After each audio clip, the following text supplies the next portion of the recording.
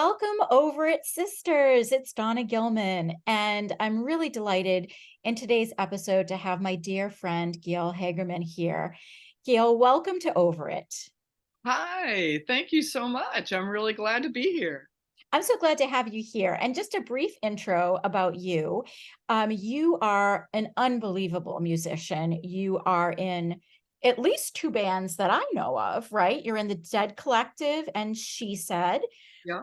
And you tour really widely, right, in the Northeast and in New England. Yes. Yeah. And you're a woman of many, many talents and abilities, and you're also so adorable. And you're my little Muppet friend, and I'm just so pleased to have you here. And I think that you have had such richness in your life, richness in experience. And so I'm just super excited to dive in. And, we were just talking, as so often is the case before I start recording with any guest, we were just talking about like sort of the dilemma about like, I want to just be me and be authentic. And then also, oh, if it's okay if I share, it's like, what if that person, um, 20 years from now, stumbles upon this recording and feels hurt or slighted or has negative feelings about something I share, and just what was coming up for you as you were kind of thinking about this podcast and prepping, because you actually did prep for it.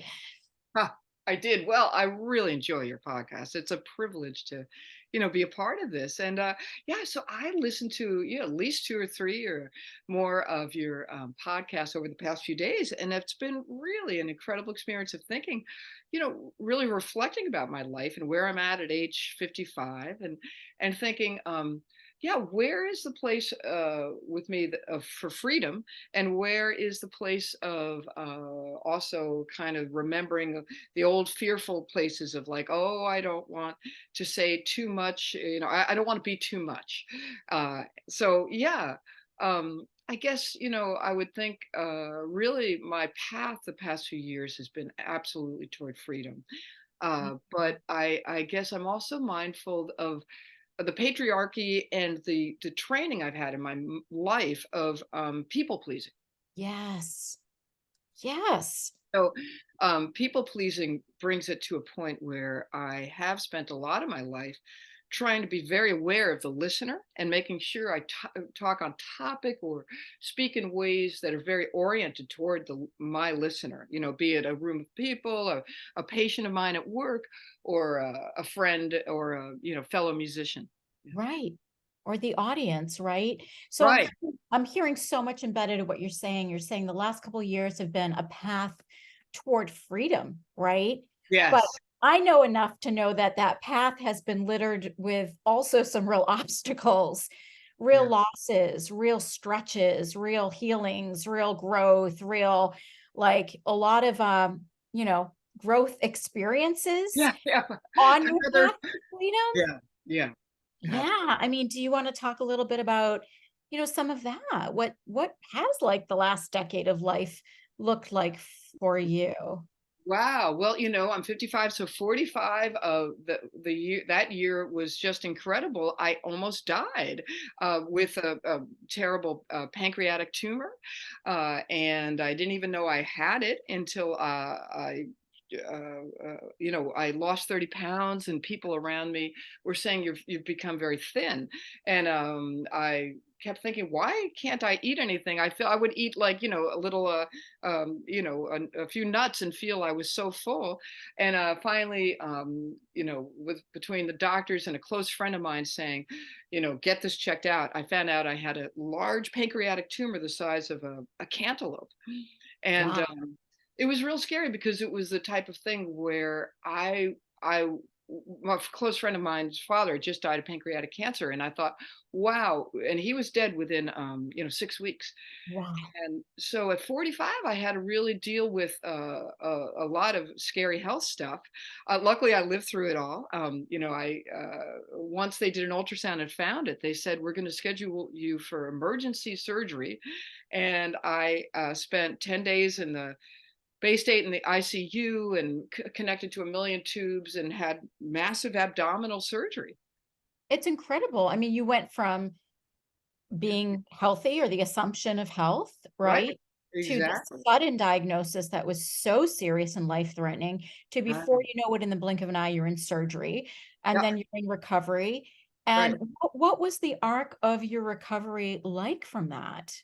Wow, it was intense. Well, the 10 days in the hospital were very intense. I don't remember a lot of it because I was, unconscious. But they ended up the thing when they got inside, it was kind of yucky. But the thing ended up having like tentacles and ate alive my spleen, my 10 inches of colon. They had to remove all of these organs. Half my pancreas. They had to remove my What? adrenal gland. Yeah, so I It was like eating your other organs, yes, like exactly. So consuming them. oh yeah, my abdominal scar like runs from here to here. It's incredible. They literally had to just keep going and keep dissecting further and further until they got to the end of this mass. But the great news, I mean, after 7 days, they finally got the histology report, which is the histology is where they examine the cells. And the great thing is they found out that it was filled with precancerous cells. They called it stage 0 cancer, which was not stage Oh, 1. So they got it just before it had turned into cancer. And I'm so glad. unreal. Yeah, Unreal. it So really, you have no spleen. right. Which puts me in your spleen plays a big role in your immune system. And Yes. so during COVID, that was a big scare because Yes. I You're was one of those people. immunocompromised. Yeah, yeah. So, that was that whole journey was kind of scary for me. But luckily, I never, knock wood, never caught COVID. I was very careful. And I work in a hospital and I was able to get an FMLA and leave my hospital job so that I could be safe. Wow. Yes. Holy moly. So you came out of that experience with several organs removed, but Right. with your life, Right. and regained your health. Yeah. And so that all happened at the age of 45. Right. How did that experience, I mean, how did you process that? Did you have time and space in your life to process that? What do you make of it now? I Yeah. mean, 10 years Oh, later. well, yeah, it's amazing. 10 year when we had the 10th year anniversary, my close friend Joy, she was over a week ago, and she and I and my old friend from college, Cranny, we have a big group. We call it the Elegant Pie Circle. Uh, Elegant it- pie. yes, Yeah, yes, and we a elegant big group pie. of women in our 50s. Yeah, Elegant I Pie. love it. Isn't that great? We do EPP weekends. And anyway, we were just reflecting on it and how grateful I am that I had my friends and family to help me get through that. But it was intense, really dealing with the idea of maybe dying at age 45. I remember by day 8 or 9 in the hospital, I was with it enough so I could start thinking and realize what was happening and thought, wow, this is incredible to be dealing so closely with death issues at 45 instead of, let's say, 90, you know. Right.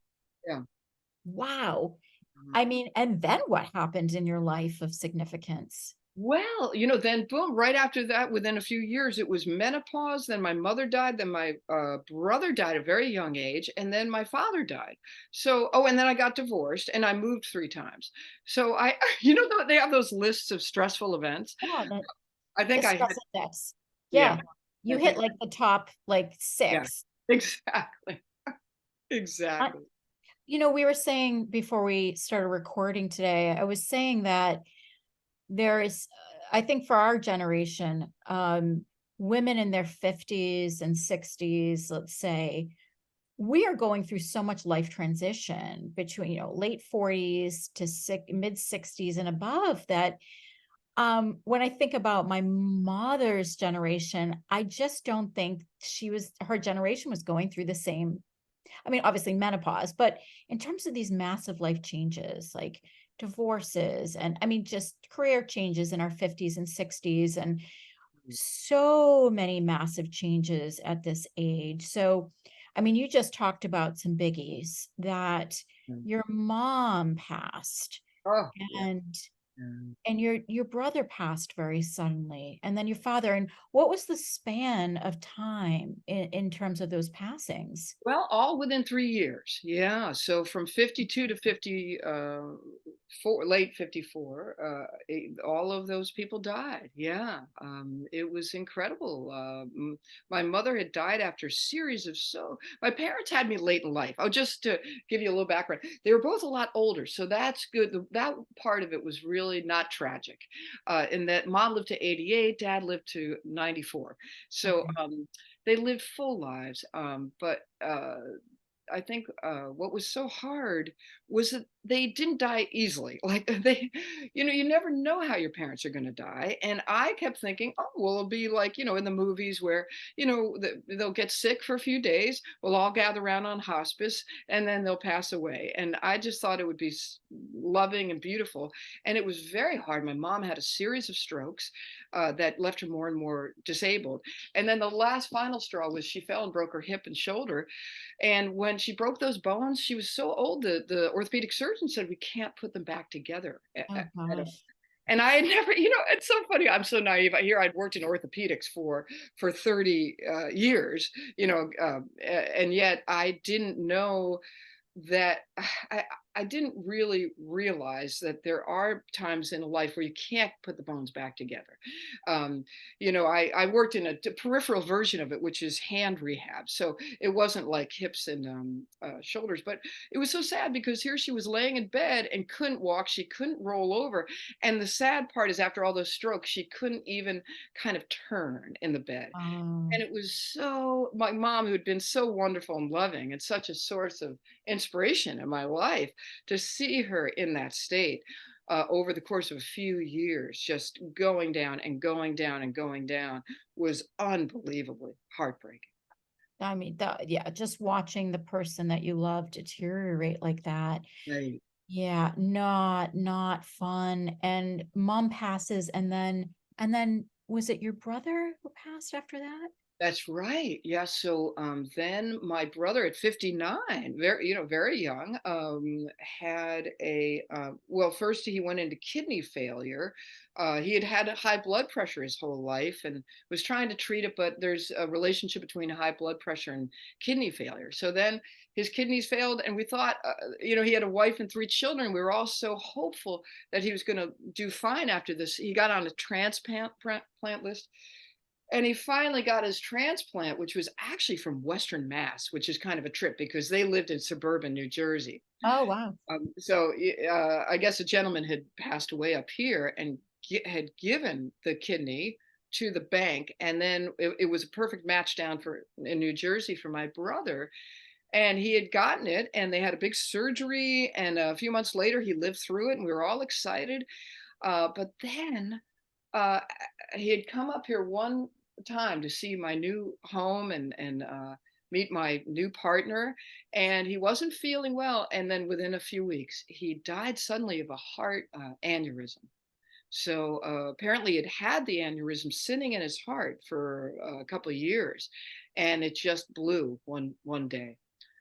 Um, Golly. I mean, and then your dad, how, I mean, you are effervescent. You're somebody who, and I know you have been profoundly impacted by the passing of your family members, but you're someone who just seems to retain this effervescent, life affirming oh, sort of perspective. How oh. do you do that? How do you cultivate that in the face of loss, illness? How have you done it? Well, I think I've always had, probably the luckiest thing I've ever had is I've had a temperament or a childhood rearing or whatever it was, or just genetics, where I just always feel faith and love. And like, even though there's suffering and rough times, it's all going to be okay, usually. I mean, that's my fundamental belief system. So even though I did certainly go through periods of anxiety and depression during these years. But I think, I, I guess really more than anything lately has been Tara Brach has brought me Mm, so much. She's a I follow Buddhist that. podcast. Yeah. It's because of Donna, it's because of podcasts that I have felt a sense of renewed faith, you know? Wow. That's amazing. That just, you know, it warms my heart because I was sharing with you that, you know, one of my biggest motivators in doing this podcast is to almost, you know, be engaged in conversations that hopefully other women also want to be a part of or want to listen in on, and also model this sort of and cultivate this sense of sisterhood among women and strength in female friendships. I'm wondering too, I know you were very close with your parents. Do you feel like part of this constitutional sort of, I don't know, optimism has also come through your parents and your Oh, upbringing?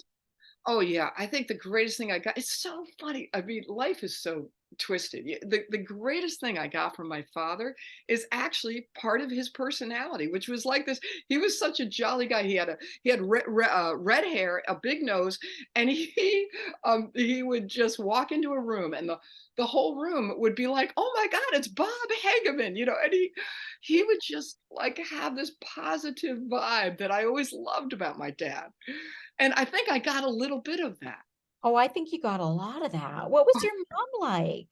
Oh, mom was a real deep thinker. She was more of an introvert. They were a Mm. great balance because mom was well, she was an editor at Doubleday Books, and she didn't she always said, "Don't get married, don't have children until you're 30 because you don't really know who you are." And it's so Mm. important to be a seeker on a path and to really have a sense of self-identity before you try to merge your life with someone else. And anyway, she gave me a lot of wonderful messages, but mom was an introvert and really focused on uh, uh, uh, uh, deep thinking and analysis. And so I had like these two fascinating characters that were so different from each other, but Wow. wonderful influences on me. Where did you grow up, Gail? Oh, Long Island, actually a suburb of Queens, Garden City. I don't know. Are you? I forget. Are you from Long Island too, or are you? Well, I'm from the Boston area. Yeah. All right. Excellent. Yeah. So you're from Garden State, Garden Or City, Garden City, yeah, which Garden is on Long City. Island, just 5 miles outside of Queens, so really close to Okay. the city. We were very influenced by New York City just because of my grandpa owned Hegeman's real estate in Brooklyn. Oh, Uh, wow. yeah, you know, my uncle lives in Manhattan. My father commuted into Wall Street every day for his life, and mom and dad had lived in Manhattan back when they were young. So.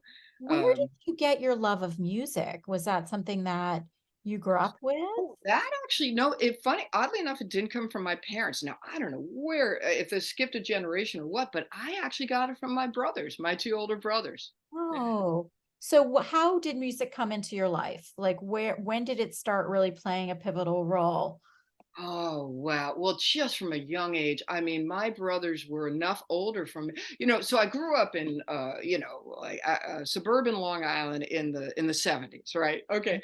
So when I was, let's say by 73, 75, mom and dad bought, you know, a 8-track cassette tape. Yep. And my oldest brother, Rich, had wired it all, you know, sound throughout the kitchen and living room and dining room. So we just they bought tons of cassette tapes and we were listening to like, Led Zeppelin, Yes, progressive rock, really interesting, Elton John, you know, great music from a young age.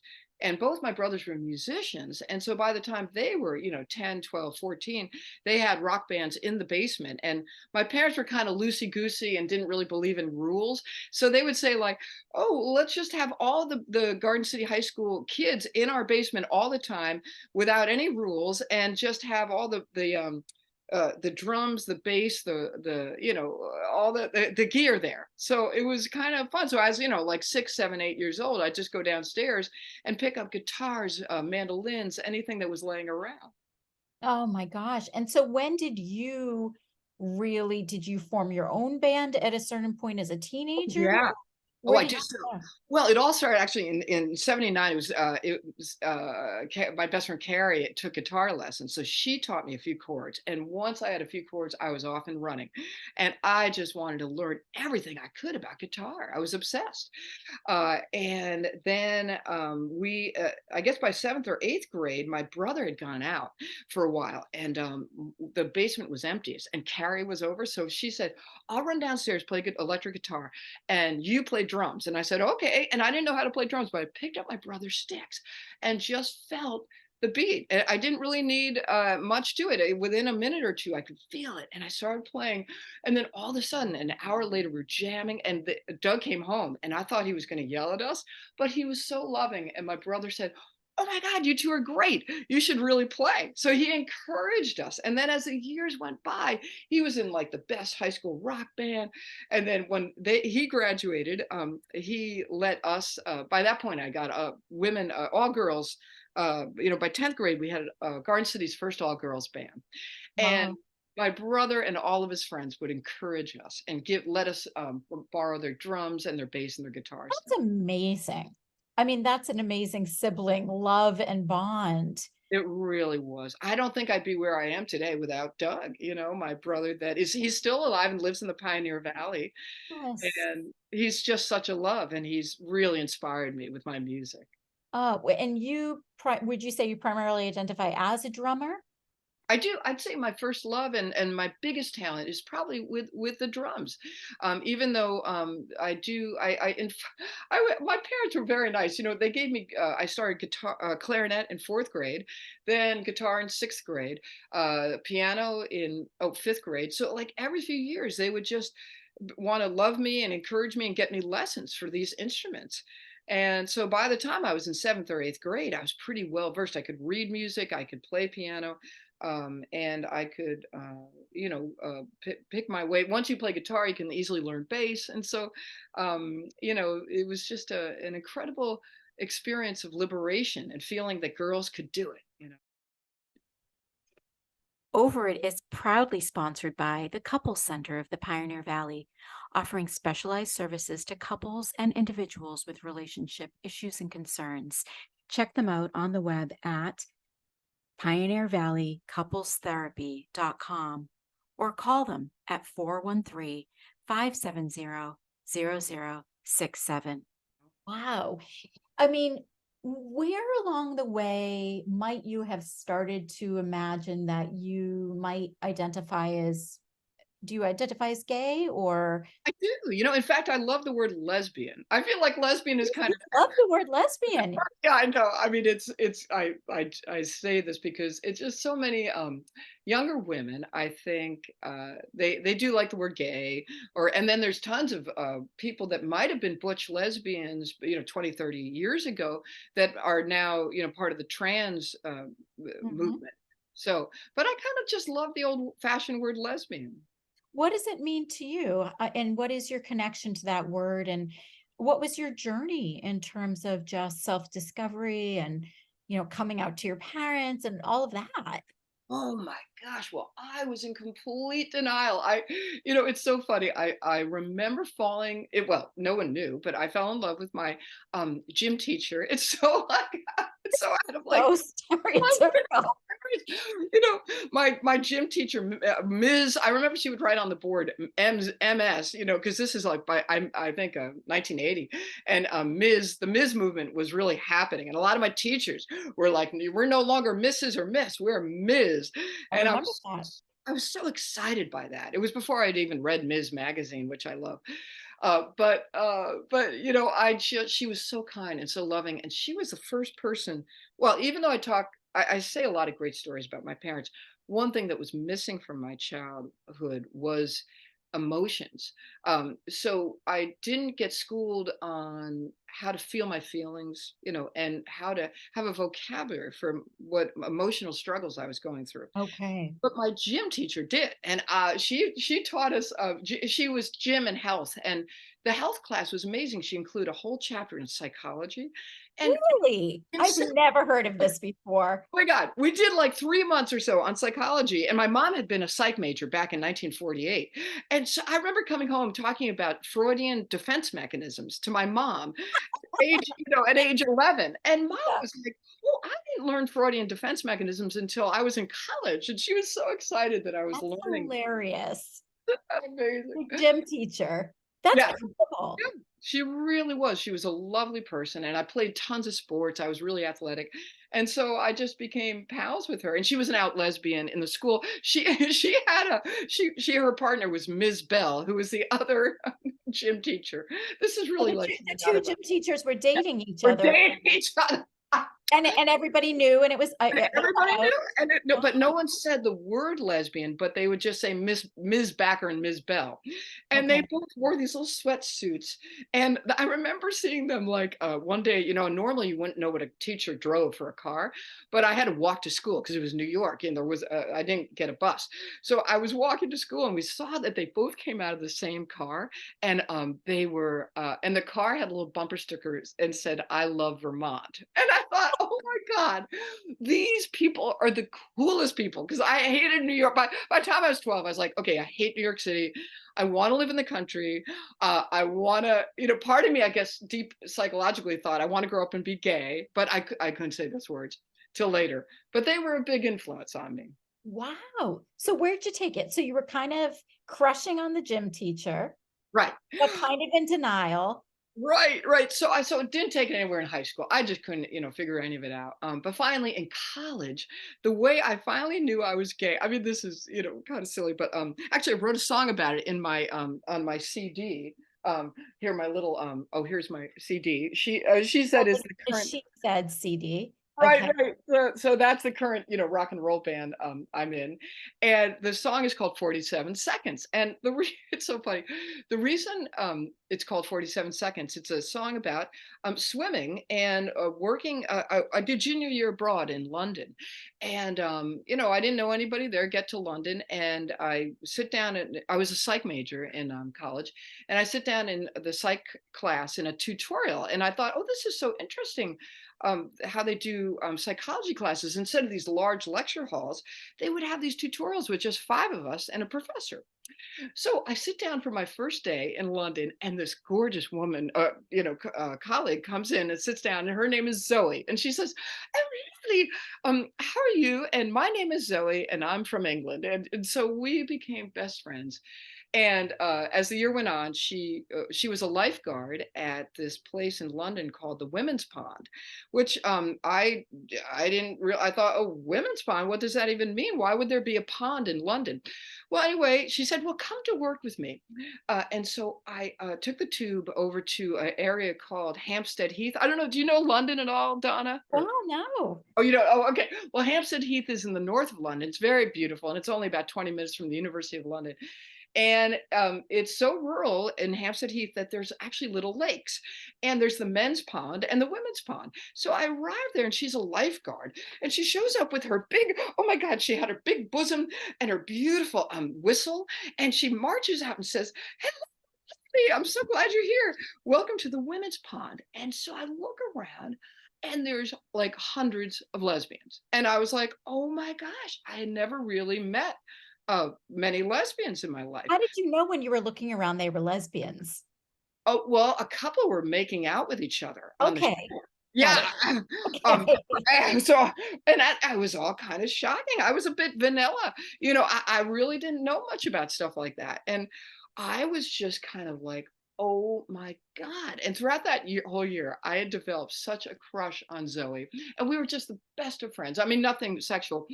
But then that day, so she said, all right, she blew her whistle and said, all right, now everyone's going to swim from the edge of the dock or edge of the pond to the dock, and I'm going to time you. And so all these lesbians are jumping in and swimming as fast as they can out to this dock.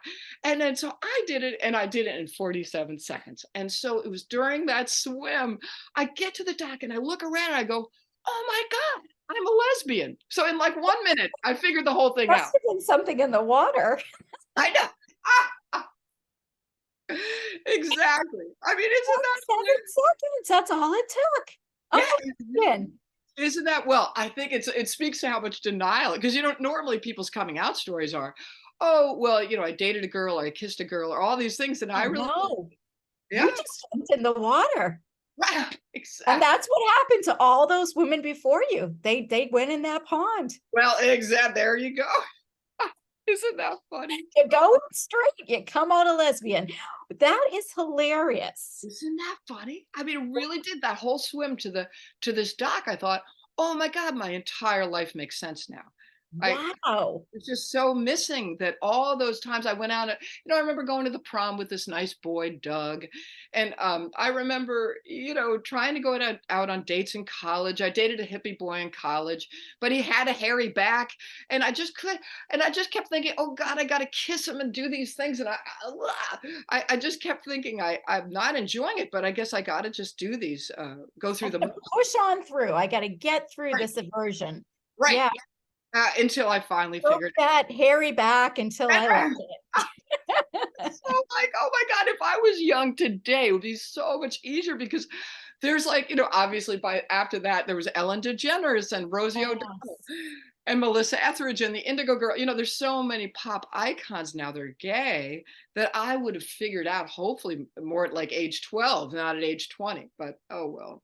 So what did you do with that awareness at the age of 20 when it all started to make sense? Oh, well, yeah. So, well, that was the end of my junior year abroad. So that was in, May. And then I flew home. And of course, I had to tell a lot of my best friends from college. So I flew home and I just announced to everyone, I think I'm gay. And then finally, it took a little while to figure out how to even do the like the dating thing and stuff because I wasn't really in a gay community.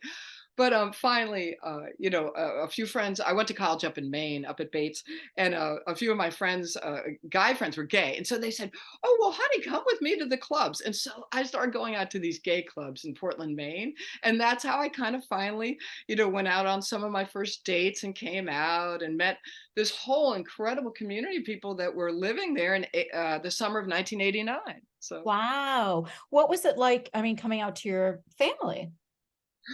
Oh, well, that was, quite a few years later. Actually, it was kind of a disaster, Donna.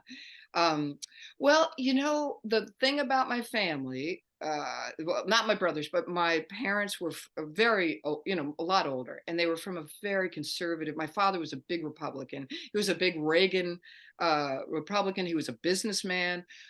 So my biggest memory of his opinion about gay people was watching Chris Everett and Jean King play tennis in the 70s. And my father would go, "Oh, I like Chris Everett because she's pretty, but I hate that Billie Jean King because she's a lesbian and she reminds me, she acts like a man." And Oh, I remember being a kid and just having this idea of like, lesbians were just something to be hated, um, and be fearful of.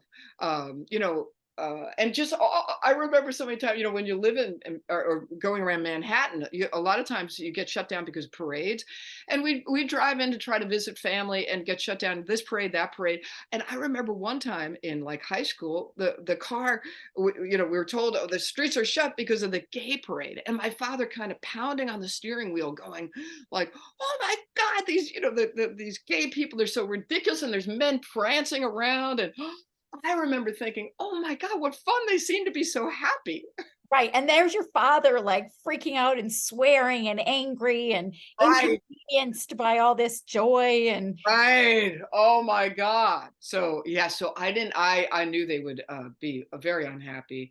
So I didn't tell them for years. I mean, I went to grad school in Michigan in the early 90s. I think it was around 93 that I finally came out to them from Michigan, but I had to do it in a letter because I was terrified.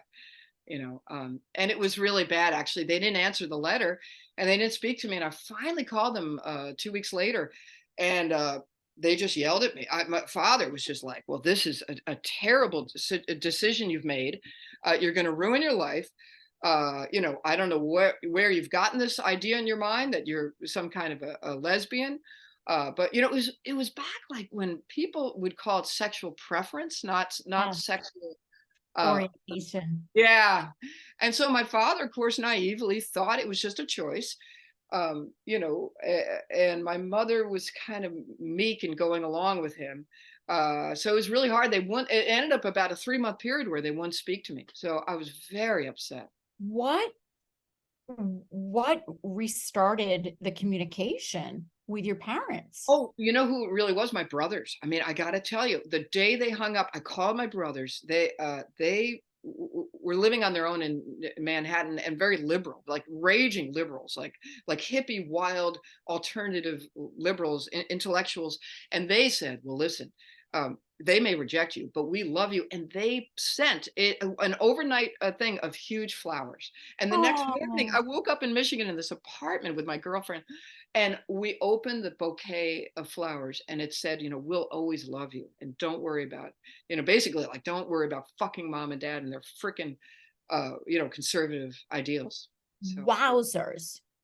yeah, it was. And then were they instrumental in getting communication reopened They between? were, yes. So yeah, as the months went by, I finally, mom was the first one that I really broke through, and her big thing, she finally would speak to me on the phone, and she said, I'm sorry, but I just wish you didn't tell me. Couldn't you just kept this whole thing a secret?"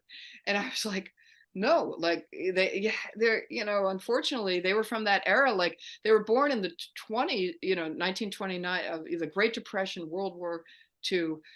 Dad fought in the Korean War, so they weren't communicative in their family. There was no emotional communication in their families of origin, so they didn't think there had to be in ours. Her preference was that you not talk about Right. your lifestyle, your orientation, My choice, my quote your unquote. choice, your preference, Oh, right? Whatever right. you're doing with your genitals, we don't really need to Right. know about it. Right. Which, pissed me off because, we, of course, you and I came of age after the 60s revolutions, when all of these things were, every gay people, black people, women, where everyone was getting liberated. And the idea is you should talk about your feelings. There should be a level of emotional intelligence and a discourse. And so I was just like adamant that I'm not going to, at that point I was 23. I was like, I'm not going to spend the next freaking, 30 years not bringing home my partner to Thanksgiving. So I was pissed, but we finally got there. I had years and years of warring with dad about it, and it was bad. I spent a lot of my adult life being very angry at him. And the final thing is, thank God, he is such a loving person. He did finally accept it. Um, Really? How yeah. did you know he had come to a place of acceptance around it? Well, it was about a month before my wedding. I was getting married, and I'm Cool. since divorced. Yeah, but I asked for him to walk me down the aisle. I pretty much knew he wouldn't, and he said, "No, I won't." He said, "I've never been to a gay wedding in my life, and I'm not going to stand around if gay men are having, some sort of relations on the dance floor." It was it was like, reefer madness for gay people. It's like my poor parents. They were so in their suburban straight world. They literally did. They didn't. They Oh, they didn't mean to be mean, but they were so uneducated. They literally thought being gay was just sex. They didn't get it. It was about love. well, And not just sex. I mean, they're really painting a picture of like deviance, right? Sexual deviance and right. right. Yeah. So they didn't know. And so dad was like, "I've never been to a gay wedding. I don't even really want to go to this, but if I go, I'm certainly not walking you down the aisle." So I said, "Okay," and by that point, you get resilient with this shit. It's like, all right, oh my God, I've been through so much shit in my life. Talk about getting over it. That I'm like, all right. So, I called Doug and Rich, my brothers, and I said, "Well, will you walk me down the aisle?" And they said, "Yes, we'd love to." So we're all set. But then, like a day before the wedding, dad called and said, "I've been thinking about it, and I think I'd actually like to do it. I'd really like to walk you down." And I was so touched. So I said, "Sure, great, Dad." So we get there, and it was like out in Woolman Hill, this beautiful field, and we're walking across the field, and all of a sudden, for the first time, Dad is in a beautiful suit and tie. He was a very formal man, and I'm in a lovely wedding dress, and Dad's holding my arm, walking me down the aisle, saying to me, it was almost like he was channeling some sort of like wild spirit, but he goes, "I think I finally get it that today is about love." You know, What? he got it. Wow. Well, as all those people, there's 120 people gathered under this tree that we were walking toward. And I think for the first time, he realized being gay wasn't just this choice or being a rebel or, like trying to cause trouble. It is actually about loving another person. That is I've never heard that story. I mean, he had an in the moment freaking epiphany as he's walking you down the aisle that he's able to see and feel all of that love and he lets it in and he's transformed by it. It was An unbelievable. unbelievable story. Unbelievable. And from that day on, my relationship to my father became so much closer. and I forgave him for everything. And we, oh my God, the past few years before he died, and we ended up having to move him out of New York City and get him to a local nursing home. He and I were just best of buds. We were just, I'd Hey, walk in the room and he'd go, Gail, even as he was slipping into dementia, he loved me, he loved Doug, he loved our partners, and the gay issue never came up again. It was like Tanya was just part of the family, you know. wow. Yeah. Isn't that amazing that he literally transformed his entire relationship to his daughter, but more so just his loving heart in the universe, you know. Absolutely. And your mom, did she come along for that ride of Yes, yes, years before, really within a year or two after I left grad school, maybe I was in my late 20s by then, mom really realized she had started reading some books. And actually, a couple of her friends actually told her their sons were gay. And so finally, she started to realize, she said, I get it that it's actually not a choice. And it's really probably something you're just innately born with. And then she found out that her uncle had been gay. He was a musician living in New York City, Uncle Teddy. And so she was like, well, maybe you got Uncle Teddy's gene. So she started being really loving, so yeah, so she forgave me and I forgave her, and we became the best friends. By the time we were like 30, I was 30. is just, I mean, I've never heard that story. And it's just a beautiful story about the transformative power of love. I mean, Yeah, incredible, yeah. incredible, Oh, thank incredible story. Well, I'm just going to pause us here just for a word from our sponsor really quickly. you.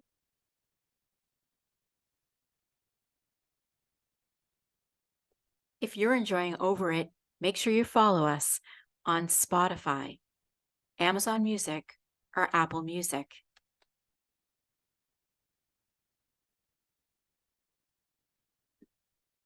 We're back over it with Gail.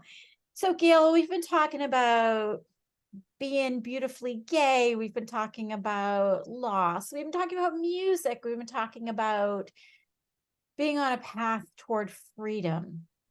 And, earlier in our little pod, you were talking about this concept of people pleasing and being too much and like sort of lifelong conditioning and deconditioning around that.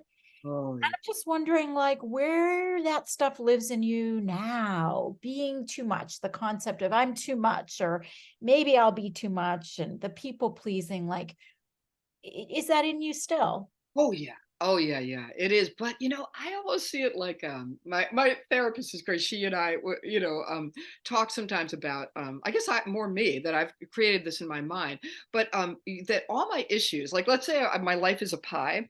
Oh, here's my pie. And that these are my issues, like my childhood and the bullies at school and blah blah blah, all these things, being gay and being too much. Certainly the people pleasing, I finally got a name for it, and obviously all this, but because you're expert in psychology, but it's codependency. And once I could get a name for it and realize why I did it and do it, um, you know, uh, it got a lot easier. And I think what I do is like a DNA spiral. So, for instance, if that's the pie with all my problems, every year that I live, let's like I'm up to 55 now, so I'm way up here.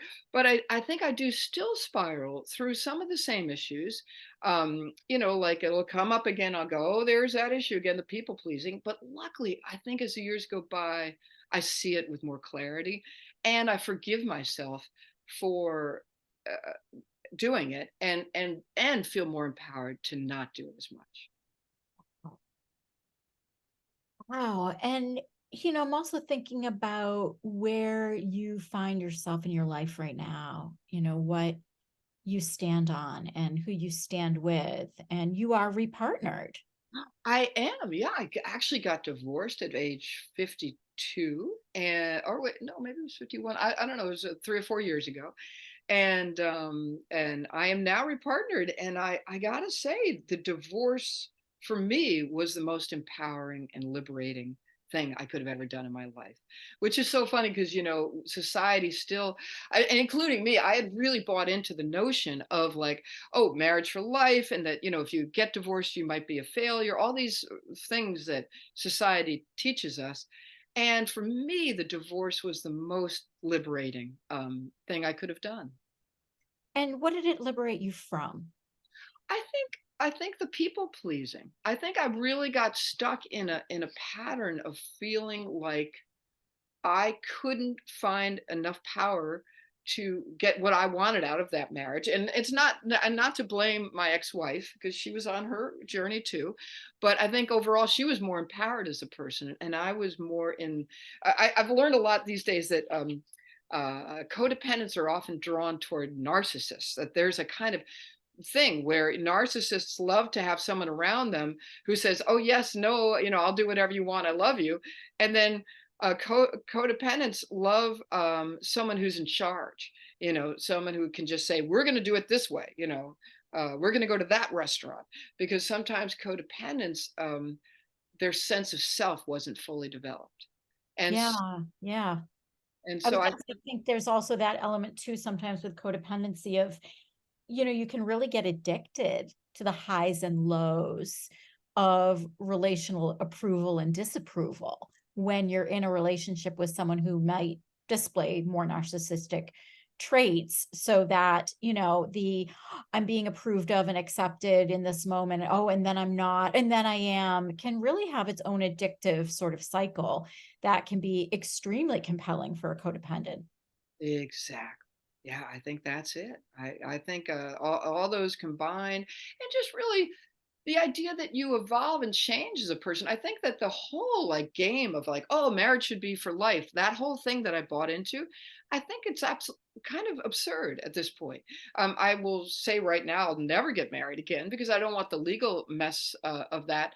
But also, I think it's very natural for people to be drawn a lot toward one person for many years. And when that time expires or you've learned kind of everything you can learn about yourself or from the other, it's natural to move on. And so I think that this whole game of like the patriarchy's thing of monogamy and staying with one person for a whole lifetime is ridiculous. Like who made that up?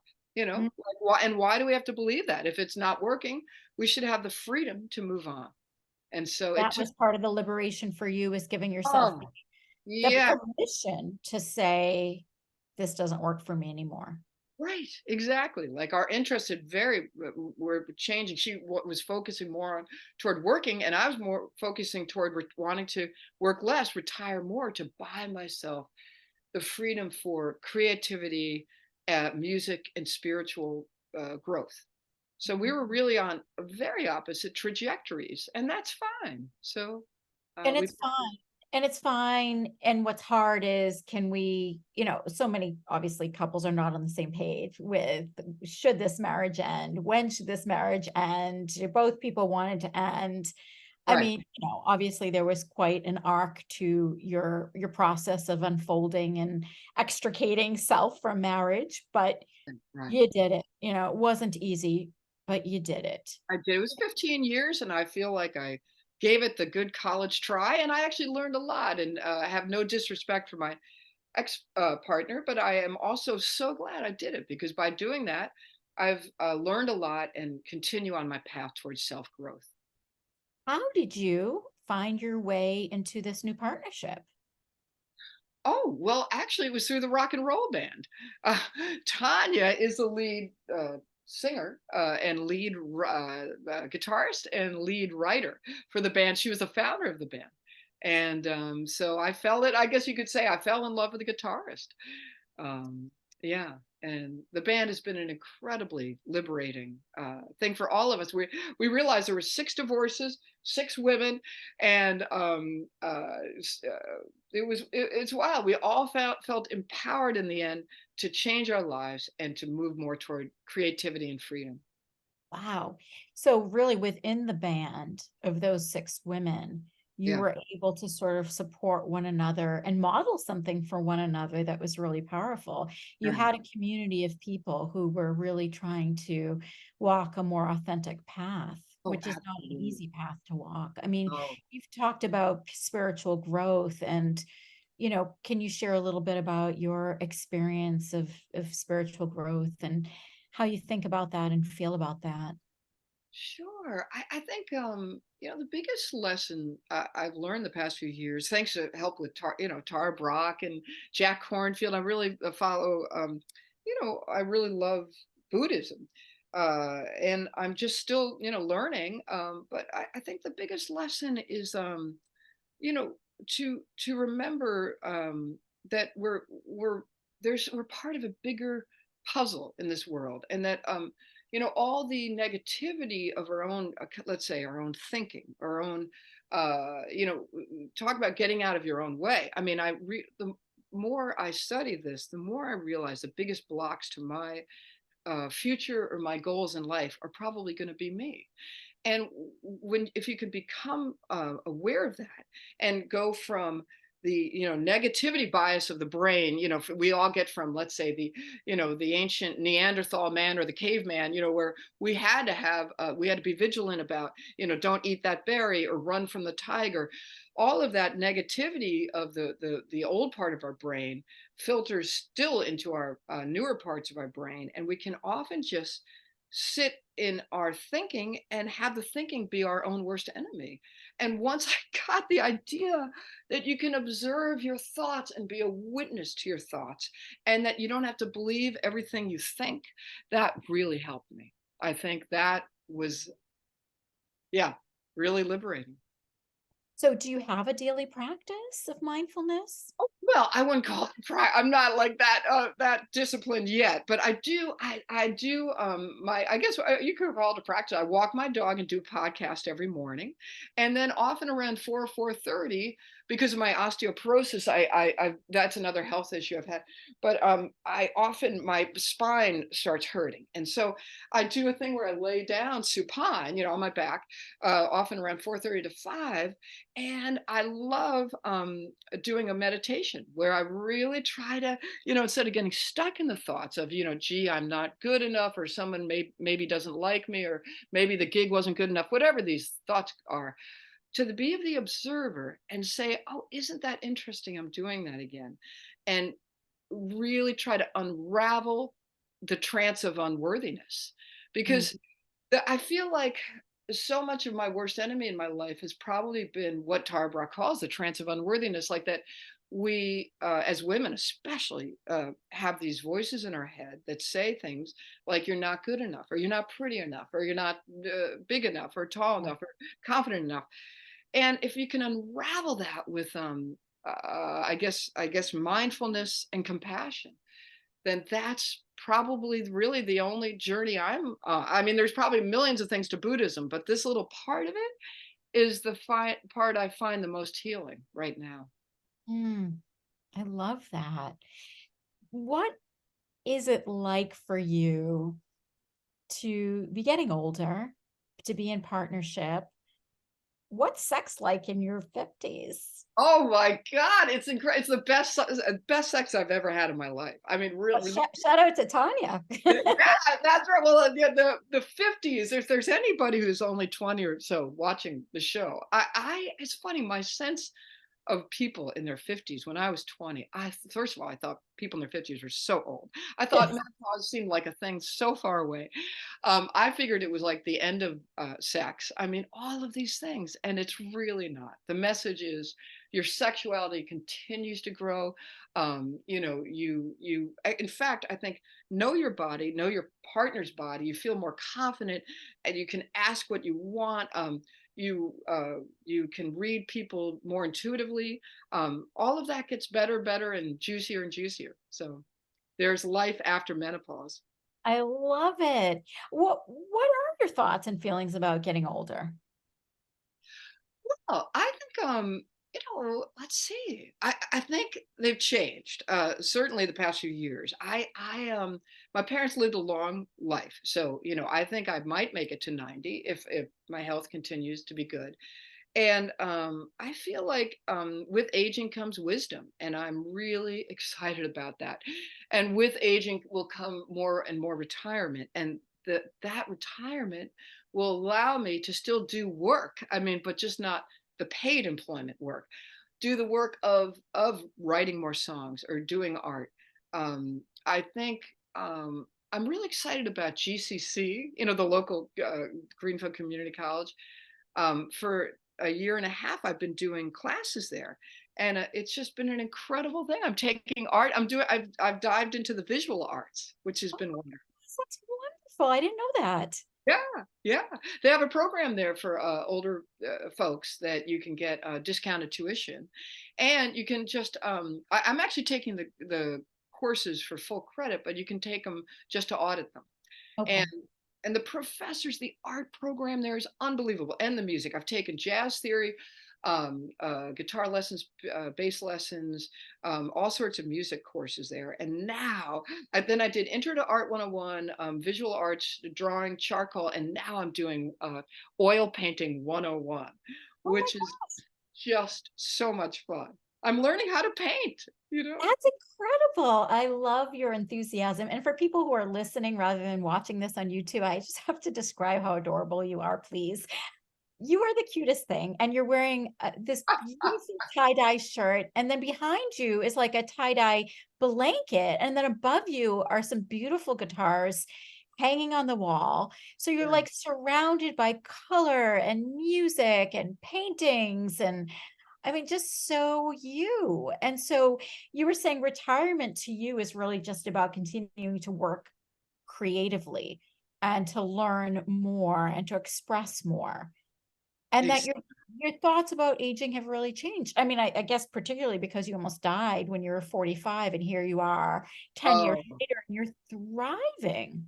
Yes, I think, for many years, the coming close to death really gave me a renewed sense that there isn't necessarily that much time.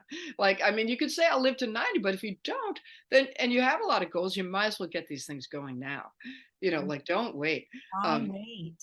yeah, I mean, I'd like to spend as much time as I can on the top of what's the guy in psychology? Maslow's hierarchy of needs. Like, remember in college, probably, in the bottom it's food, water. In the middle it's love, finding a partner and a house. And I spent a lot of years being very worried about safety and security.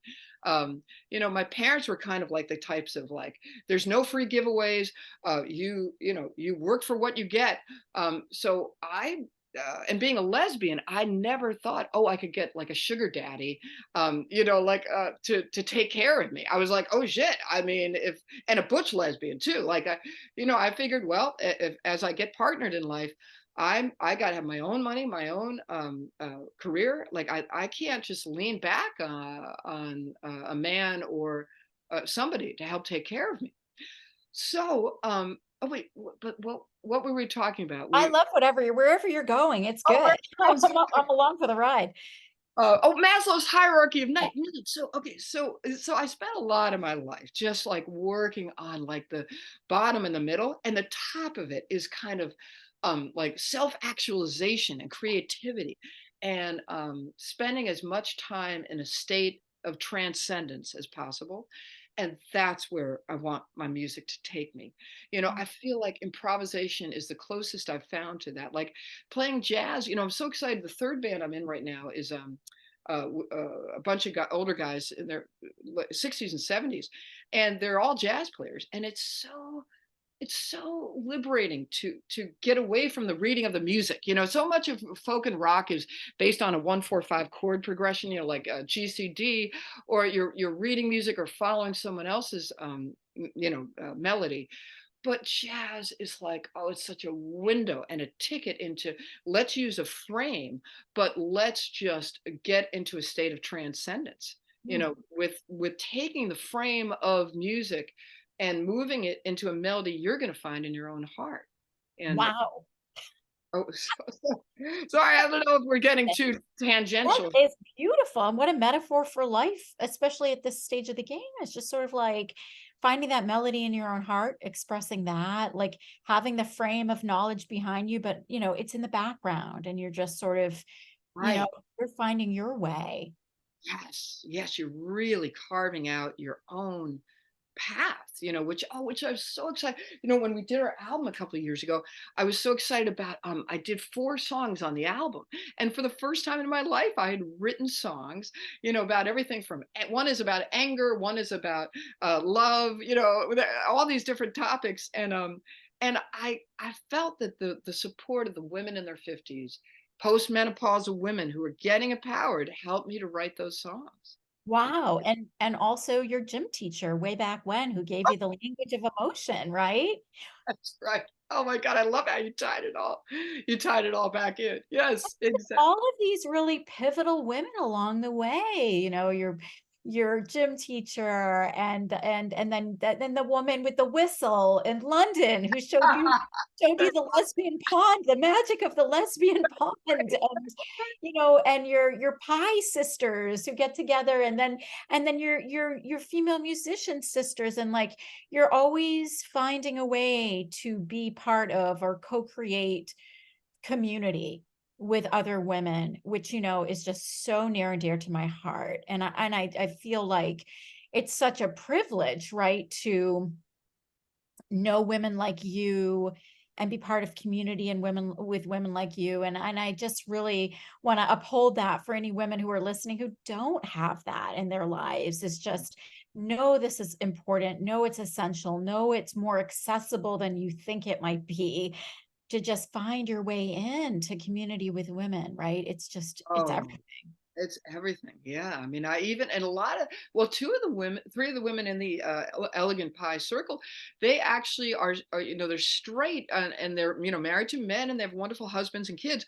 And yet they often talk about how they're really getting their emotional needs met a lot through coming down to these gatherings, at my house, because, the women friendships are so important to, obviously, to straight people too. It's not just a lesbian thing. I mean, obviously, that because you're straight and you have such an incredible circle of wonderful women friends. I think it is really, if you identify as being, cisgendered straight woman, it really is to the benefit of you. And if you have a male partner, your male partner, to cultivate your female friendships. Oh yeah. Because no matter how enlightened and emotionally intelligent a man may be, and it is quite feasible for a man to be those things, Oh sure. I don't think there really is a match for that level of emotional connection, and support and intuition that you can find in your female friendships. And we're not meant, obviously, to get all of our needs met by one individual. Oh God. That is just a burden that's too big to carry for any one person, right? No matter Absolutely. who we're partnered with, whether we're sister Oh yeah. or we're not, it's too big of a burden for one person to carry. So yes, I mean, our womanhood and our shared sisterhood is everything. And I just want to take a moment to say, I am so glad I know you. And I am so honored that you took the time out of your incredibly busy musical touring schedule and hand rehabilitation schedule and painting schedule to No. be over it and share just a small portion of your remarkable life story with us.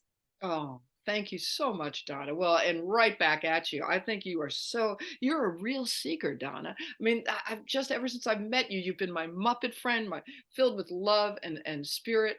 And yours, I just really admire your ambition, and your ability to want to be a seeker, to find answers to your questions. And this podcast is a perfect example. Aw, well, I just love you so much. I And love you I, too. I'm waiting for an invitation, by the way, to the hot tub. Oh, that's right. I'm so sorry we haven't gotten it to, yes, Every well. time I see you or Tanya, it's like, you gotta come to the hot Oh, tub. You gotta oh, I know. Well, you are on our list this fall. We're gonna make it happen. We'd love to. Okay, I'm Okay. going to hold you to that. Well, on behalf of me and all of the Over It sisters, Gail, thank you for being part of Over It. Oh, And yeah. yes, and to our listeners, if you're enjoying the podcast, don't forget to like, share, and follow. And we'll see you all next on Over It.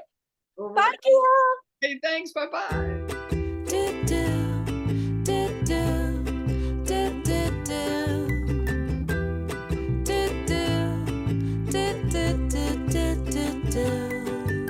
The April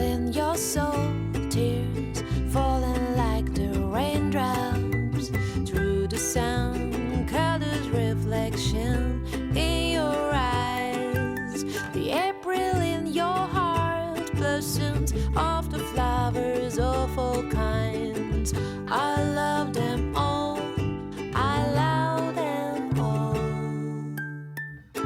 Spring is in your love. Spring is in your eyes. Spring is in your heart. I want to live in. And the April of your soul. Dark clouds of the winter.